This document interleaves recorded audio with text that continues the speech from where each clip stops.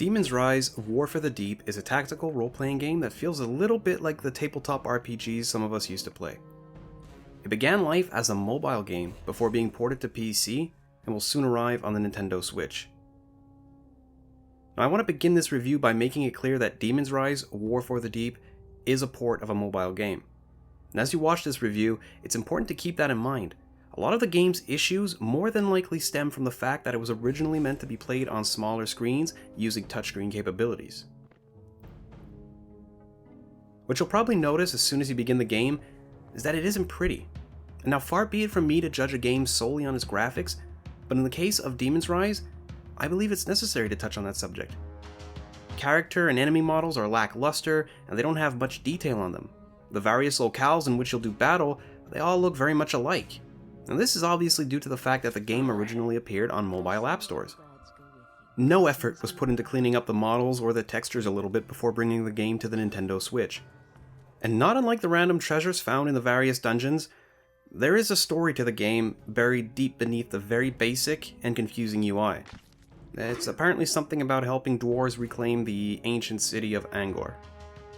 To do that, you have to build a party of 6 fearless adventurers who will advance ever deeper into the ruins of that forgotten city. That's probably the best part of the game. You can put together your mercenary party by choosing from 30 different character classes.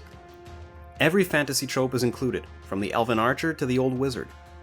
There are some interesting choices that I've never seen in other games of the genre, such as a skeleton soldier, a small dragon, an undead ghoul, and a mechanical soldier of dwarven design. Now, if you're the type of player who wants to build the most efficient party possible, or a player that likes having a lot of choice, you'll definitely spend a lot of time pondering your choice of party members before embarking on your adventure. Until you select your quest, you're forced to stare at a menu and a mundane background. And from that menu, you can choose to embark on a quest, patrol the ruins, buy supplies, visit the temple or the tavern, and manage your gear.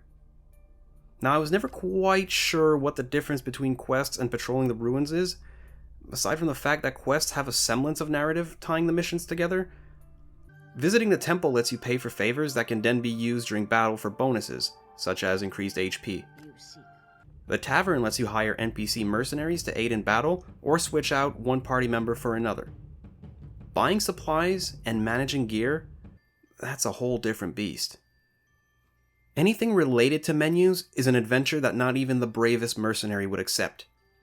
Buying supplies, for instance, which should be a straightforward and simple task, really isn't. You're faced with a menu that uses icons instead of text to separate item classes. Now, there's no text or pop-up to indicate what exactly the icon you're on is. So you select that icon, because it looks like a bow, and then you're greeted by even more icons of different bows, of different classes and different rarities, but there's no real tangible difference. And what you'll likely find out the hard way is that there's no common inventory in which gear is stored until equipped by the appropriate party member. Now, the game automatically highlights the first character you selected when creating your party, so in my case it was the knight, and since I didn't scroll down through the characters when I bought the bow, it ended up being stored uselessly in the knight's inventory. The same principle applies to the loot you receive after finishing a mission. So if you want your ranger, for example, to have that cool cape, well, you better select that ranger before picking the cape up. Now, of course, you can go to the menu and manage your gear from there, but that entails a loading time and the same horrible interface.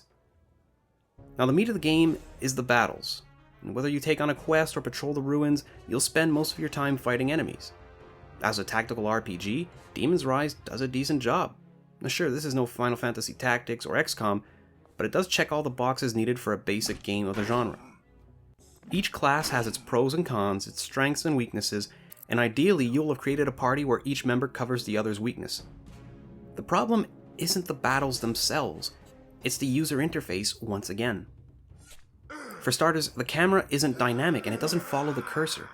So in other words, you can literally stare at a wall during the enemy's phase and blissfully ignore all the damage that's being done to your party.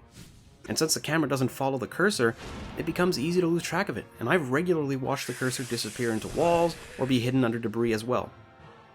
What's even worse though, is that the game doesn't automatically switch to the next character when you used up a member's actions.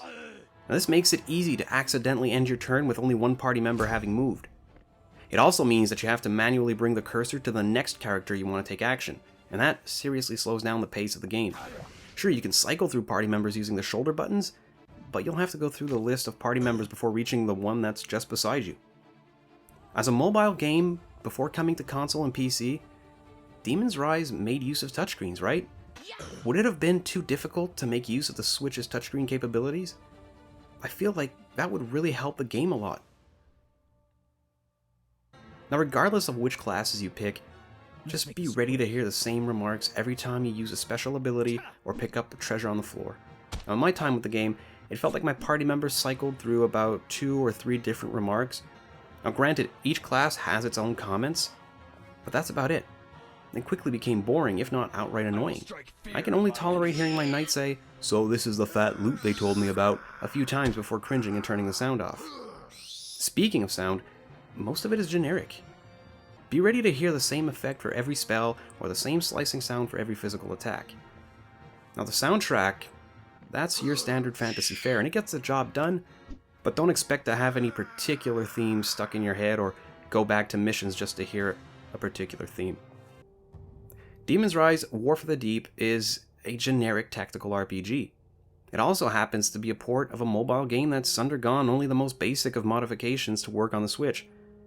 It's plagued by a terrible user interface that could have been a little bit better if the game had made use of the Switch's touchscreen. The only real advantage Demon's Rise has is that it's dirt cheap. Now, I don't deny that it must have been a fun game on smartphones and tablets, but I don't think it needed to be on the Switch. Now, it's the same price on the Google App Store as it is on the Switch eShop. If you really want to play this game on the go, maybe just buy it on your phone.